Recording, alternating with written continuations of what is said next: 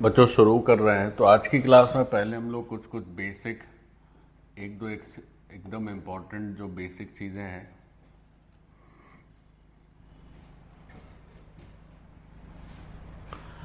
बच्चों स्टार्ट करते हैं। तो आज की क्लास शुरू करेंगे तो कुछ एकदम जो बेसिक एक दो चीज़ें उनसे शुरू करेंगे, फिर कॉम्प्लेक्स नंबर की यात्रा आगे बढ़ेगी।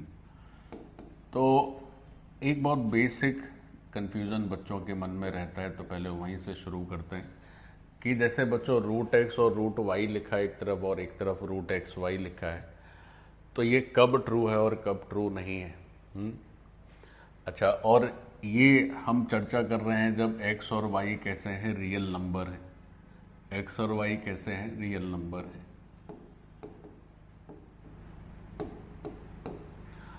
अब देखो ये ट्रू कब होगा। वैसे तो अगर हम इमेजिनरी वैल्यू को कंसीडर ना करें, केवल रियल वैल्यूज ही माने, तब तो एक्स और वाई निश्चित ही नॉन नेगेटिव होने चाहिए।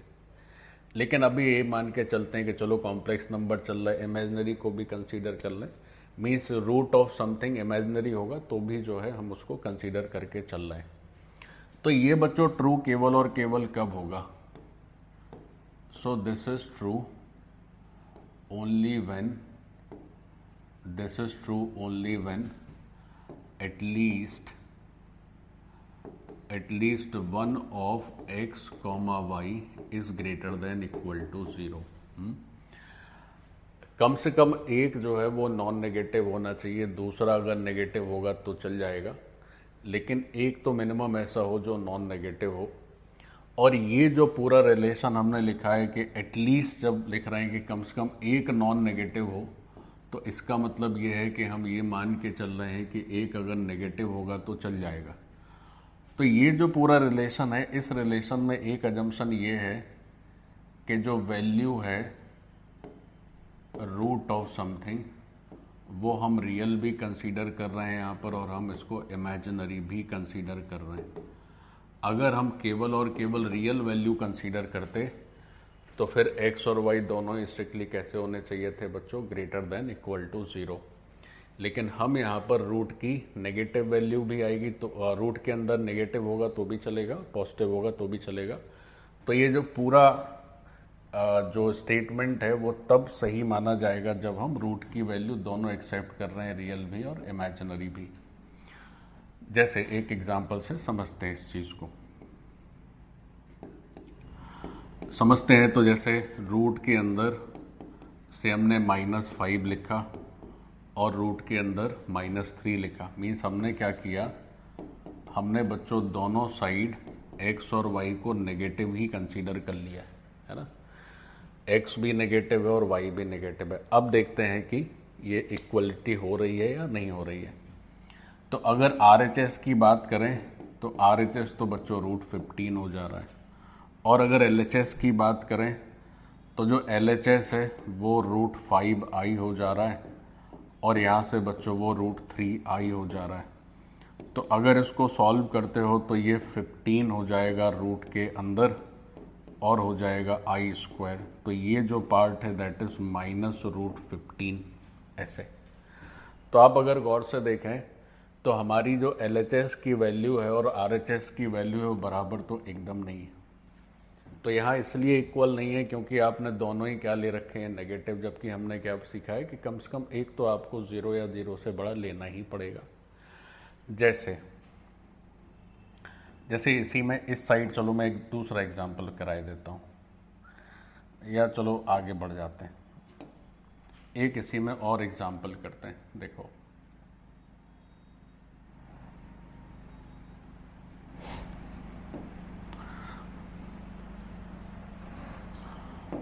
थोड़ा इसको यहाँ शिफ्ट कर लिया जाए।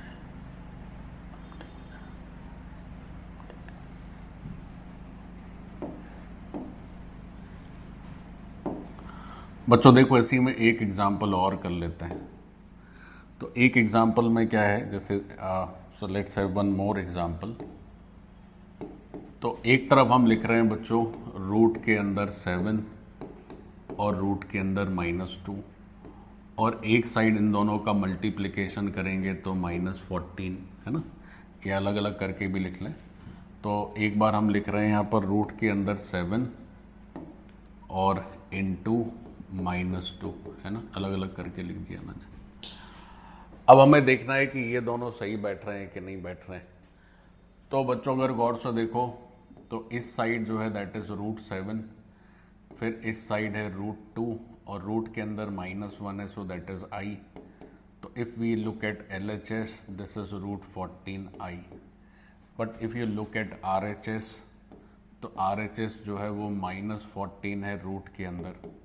तो आप √14 को बाहर कर लो और √-1, तो अगर ऐसा करेंगे तो फिर से ये क्या हो जाएगा √14i। तो यहाँ पर ये इक्वलिटी बैठ जा रही है। तो हमें हमेशा ध्यान रखना है कि बच्चों जब भी एक तरफ √(x) इंटू √(y) हो और एक तरफ क्या हो √(xy) हो, और हम रेडी है इस बात के लिए कि अगर इमेजिनरी वैल्यू आएगी तो भी हम कंसीडर करेंगे, तो फिर इस इक्वेशन में एक तो मिनिमम ऐसा होना चाहिए जो ग्रेटर देन इक्वल टू 0 रहे। अब क्या है, जैसे ये सीखे वैसे एक और छोटा सा कंफ्यूजन रहता है बच्चों के मन में, तो मैं उससे भी आपको अवगत करा दूं। तो वो कंफ्यूजन क्या है, देखो गौर से, एक और बड़ी इंपॉर्टेंट बेसिक चीज़ है जो जाननी चाहिए हमें, एंड आई थिंक आप में से पहले से भी कई लोग जानते होंगे, फिर भी एक बार देख लीजिए। तो कंफ्यूजन ये रहता है कि जैसे से हमने लिखा एक बार x² = 25, तो यहाँ से पूछा जाए कि x की वैल्यू आप बताइए क्या होगी, तो आप लिखते हैं x की वैल्यू +-5, ठीक है। तो ये फेयरली करेक्ट, इसमें कोई दिक्कत नहीं है। ये एक 2 डिग्री का पॉलिनोमियल है, आप ऐसे सोच सकते हैं। तो अगर x आप 5 ले लो या x -5 ले लो, स्क्वायर करने पे तो 25 ही बैठता है। तो ये तो ठीक ही है।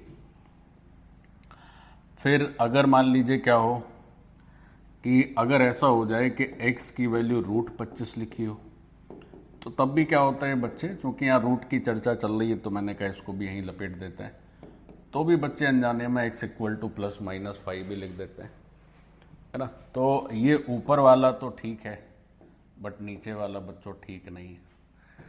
तो नीचे कैसे +-5 हो सकता है? नीचे आप देखें तो x जो है एक लीनियर इक्वेशन दिख रही है, तो 1 डिग्री के तो 1 ही आंसर आएगा, है ना। √25 तो एक नंबर है, तो वो +-5 कैसे हो सकता है?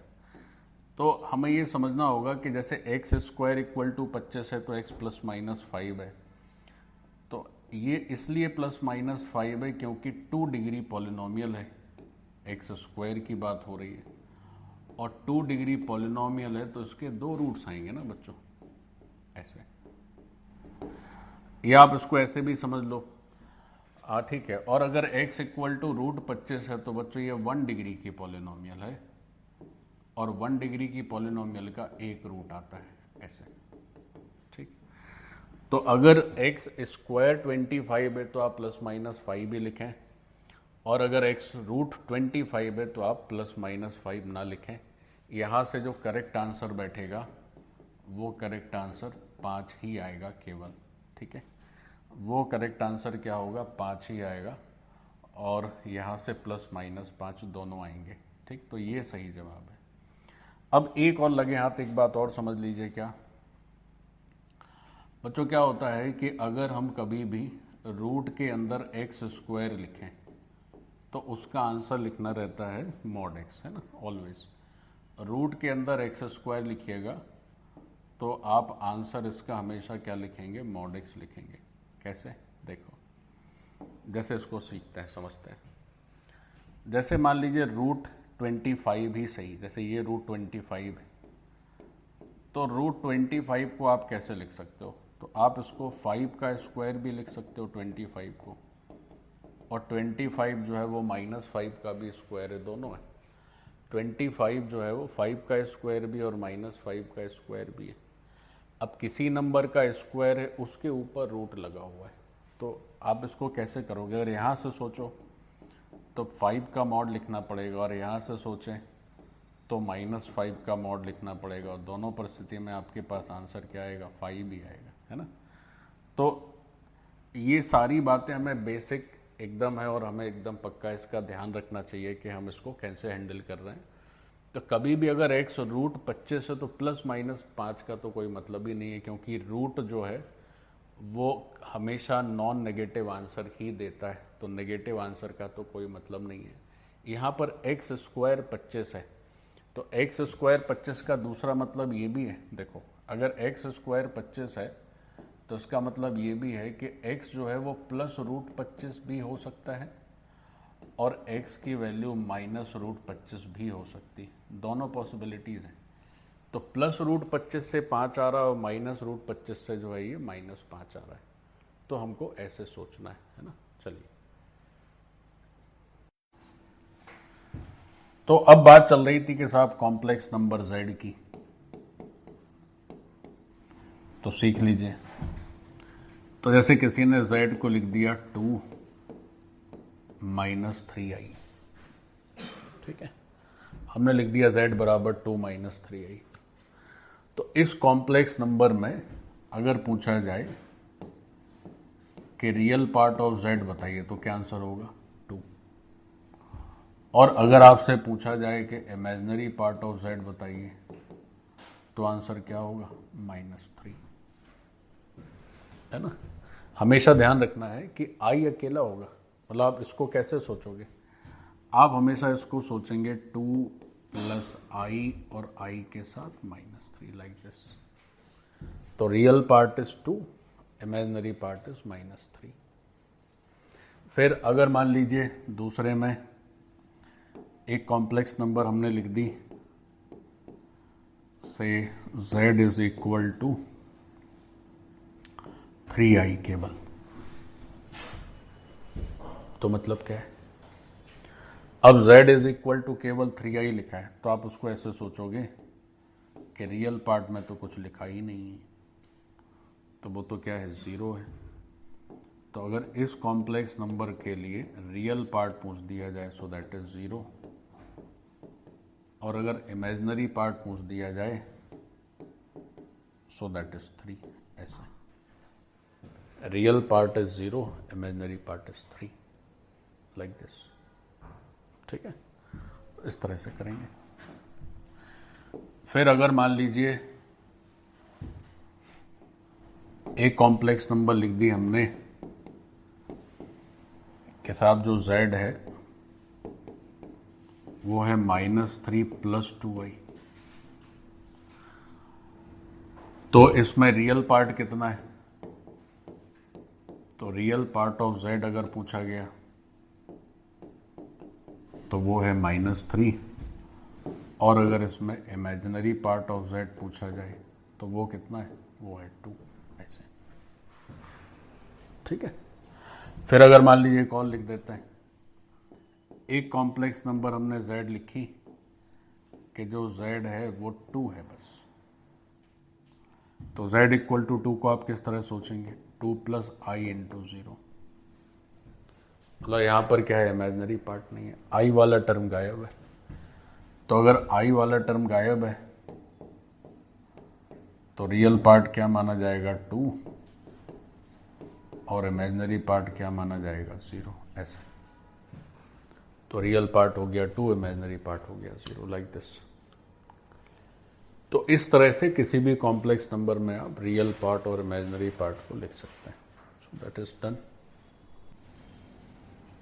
अभी कॉम्प्लेक्स नंबर समझ गए क्या होता है, हमने आई समझ लिया बच्चों क्या होता है। अब हम लोग अलजेब्रा समझते हैं कॉम्प्लेक्स नंबर की। तो let's start with algebra of complex number.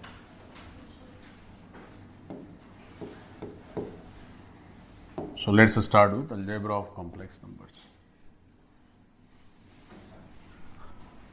तो कॉम्प्लेक्स नंबर की अलजेब्रा क्या है देखें जरा, सीखें। तो पहले तो इसका टर्म का मतलब क्या है, अलजेब्रा ऑफ कॉम्प्लेक्स नंबर में बेसिकली हम करने क्या जा रहे हैं, तो इसमें हम करने जा रहे हैं से एडिशन, जोड़ना, घटाना, गुणा करना, डिवाइड करना, ये सब कैसे होता है कॉम्प्लेक्स नंबर में, इस बात को सीखेंगे।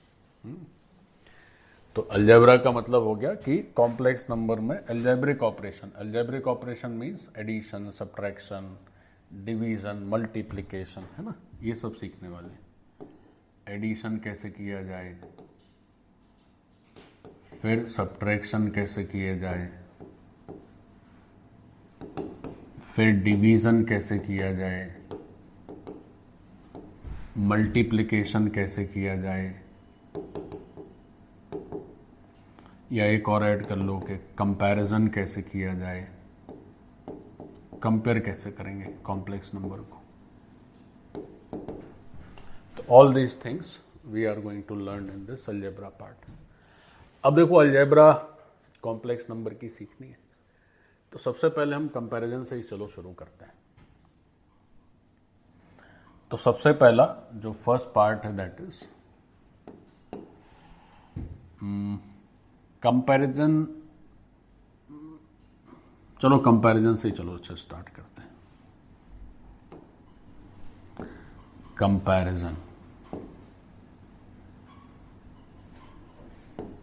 दो कॉम्प्लेक्स नंबर को हम लोग कंपेयर करते हैं कि कौन सी कॉम्प्लेक्स नंबर सुंदर है, कौन सी कम अच्छी है, कौन सी ज़्यादा अच्छी है, या मान लीजिए कौन सी बड़ी है, कौन सी छोटी है। तो भाई ज़रा सीखो साहब। ऐसा है कि दो कॉम्प्लेक्स नंबर दी हैं हमें।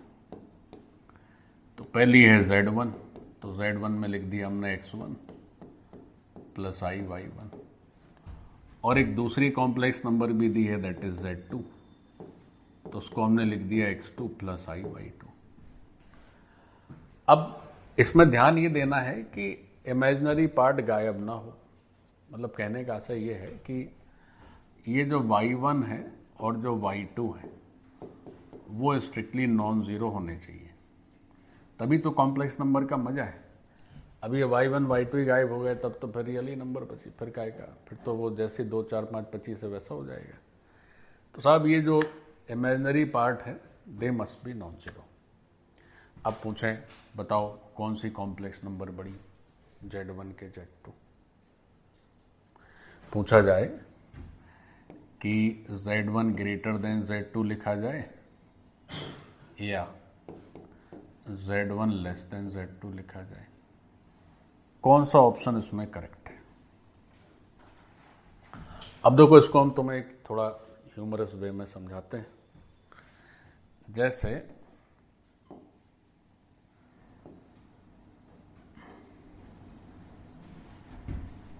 जैसे मान लीजिए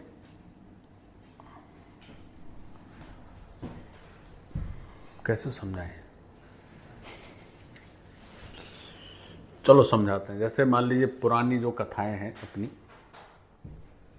तो पुरानी कथाओं में एक स्वर्ग लोक का जिक्र है, एक पाताल लोक का भी जिक्र है।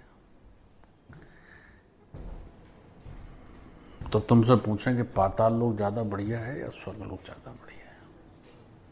लोग बता रहे स्वर्ग।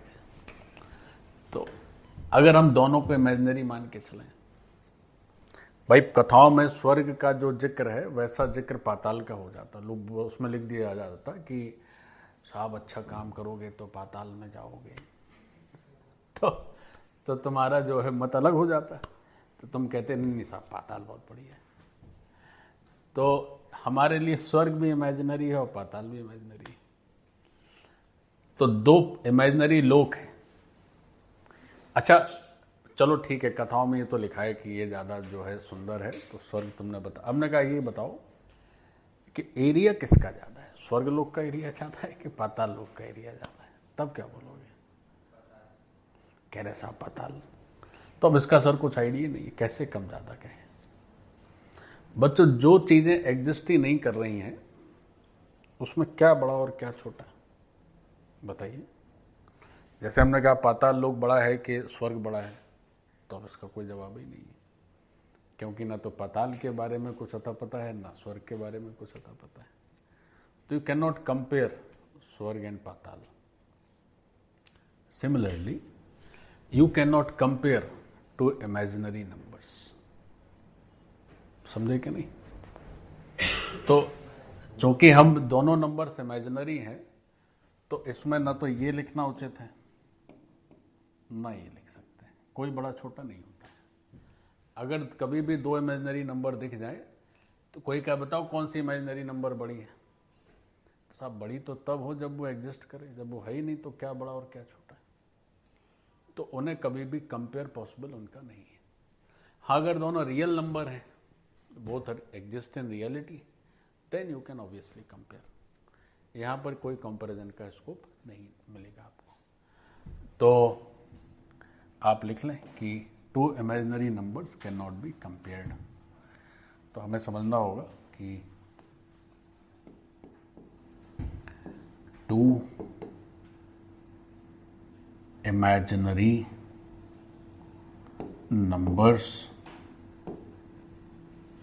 can't be compared, इनके कंपैरिजन का कोई स्कोप नहीं है। तो इमेजिनरी नंबर्स को आप कंपेयर नहीं कर सकते, ठीक। हाँ, लेकिन इमेजिनरी होनी चाहिए तब। आप ऐसे भी कर सकते हैं कि एक रियल नंबर को एक इमेजिनरी नंबर से भी कंपेयर नहीं कर सकते। जैसे हम कहें कि अच्छा बताओ, एक और पूछें कि ये बताओ कि 4 और 3i में कौन बड़ा, 4 बड़ा कि 3i बड़ा, तो इसमें कौन सा ऑप्शन करेक्ट है?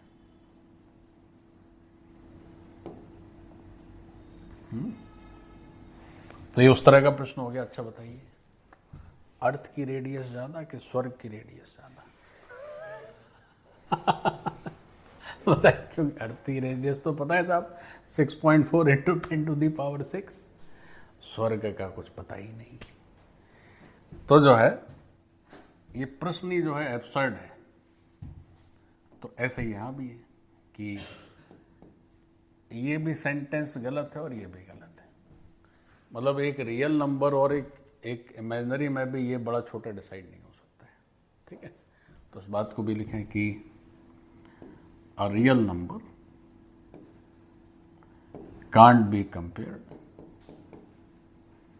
a real number can't be compared with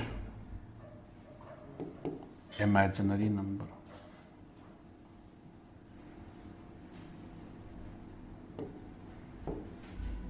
एक रियल नंबर एक इमेजिनरी नंबर से कंपेयर नहीं हो सकती, ठीक। तो ये तो बेसिक कंपैरिजन की अलजेब्रा रही। अब इसके बाद आता है कि equality of two complex numbers. अब इक्वलिटी कैसे होती जरा उसको सीखें। कंपैरिजन के बाद अलजेब्रा में जो सेकंड पार्ट है दैट इज इक्वलिटी ऑफ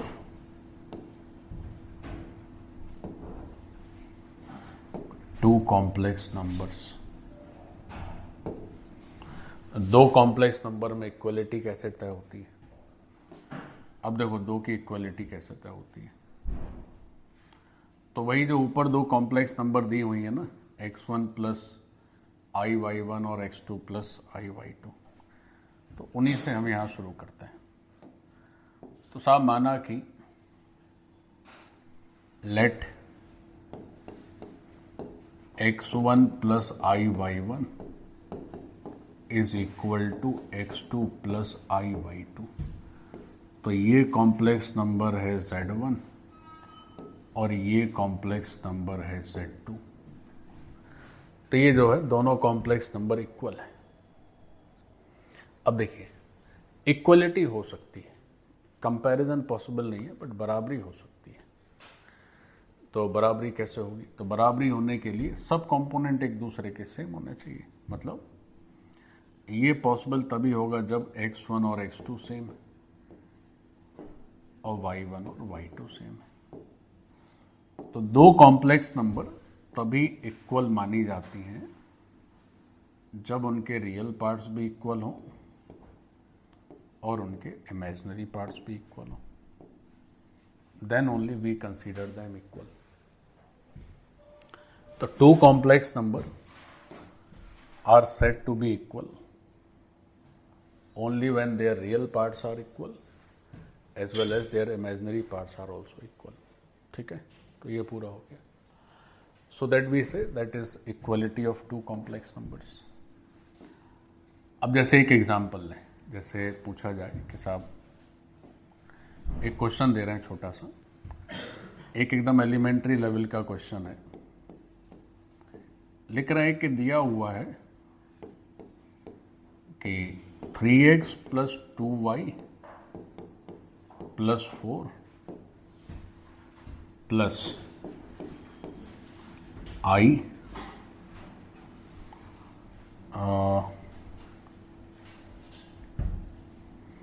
या और थोड़ा इसको बढ़िया कर देते हैं। लिख रहे हैं कि साहब 3x minus 2y 3x minus 2iy plus x plus y is equal two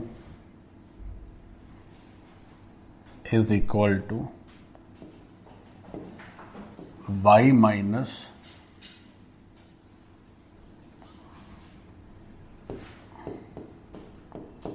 plus 1 minus 2y, ऐसा लिखा हुआ है। और ये दिया हुआ है 2y माइनस ix, ऐसा दिया हुआ है। मान लीजिए ऐसा क्वेश्चन लिखा हुआ है। ठीक है, तो ऐसा क्वेश्चन लिखा है, आप कह रहे हैं कि बताइए साहब x और y बताइए क्या होगा। एकदम सरल सा पूछते हैं आपसे, एकदम सरल सा पूछ रहे हैं कि x और y की वैल्यू बताओ क्या होगी। तो कैसे कर पाओगे? तो अच्छा, लेकिन तुमने जोड़ना घटाना तो अभी सीखा नहीं है, तो ये क्वेश्चन मुझे नहीं देना चाहिए अभी, तो इसको हटा देते हैं, क्योंकि तुम्हें जोड़ना घटाना तो सिखाया ही नहीं है। दूसरा करते हैं, देखो दूसरा करते हैं। तो दूसरे में ऐसे लिखा हुआ है कि 3x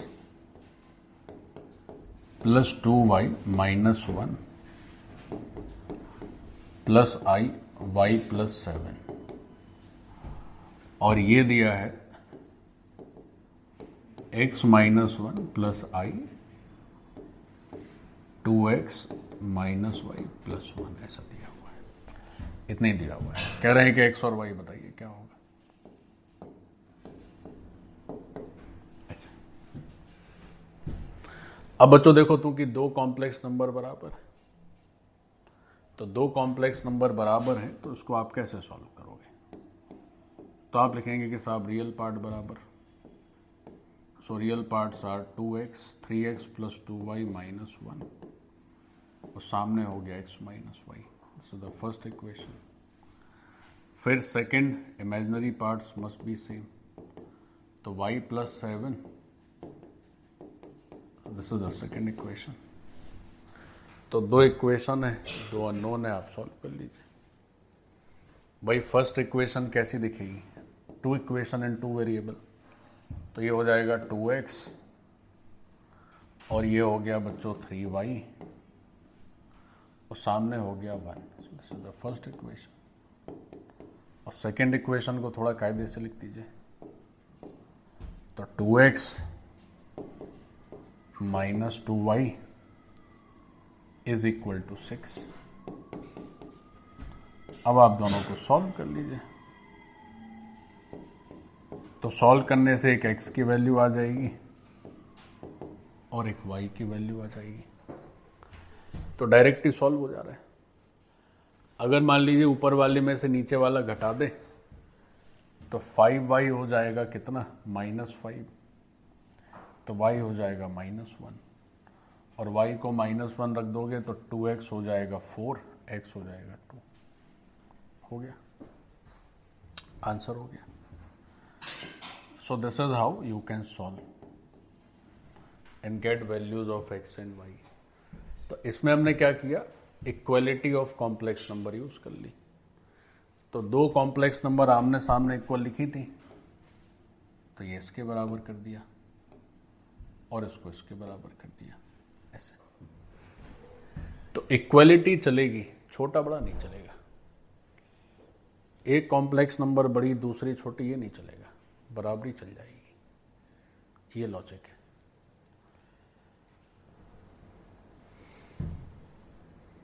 कंप्लीट। तो उसके साथ हमारा आज की कथा समाप्त होती है। बाकी बातें अगली क्लास में करेंगे।